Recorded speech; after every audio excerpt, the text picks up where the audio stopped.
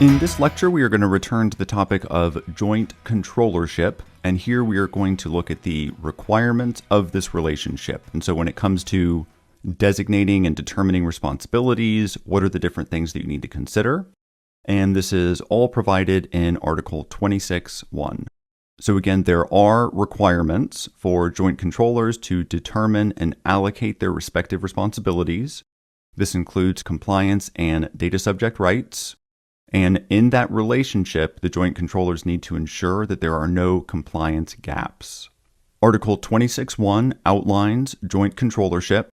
And in addition to what we've already talked about, it's best if the controllers explicitly determine the following: responsibility for who will determine the legal basis of processing, the implementation of data protection principles, security, breach notification, both individuals and DPAs, the use of processors and sub-processors, whether or not cross-border transfers are required, and if so, what appropriate safeguards will be used, and also general DPA communication.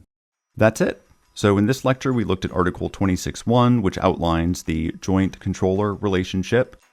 Remember, it's required in the GDPR that joint controllers determine and allocate their respective responsibilities. You want to ensure that there are no compliance gaps in these relationships.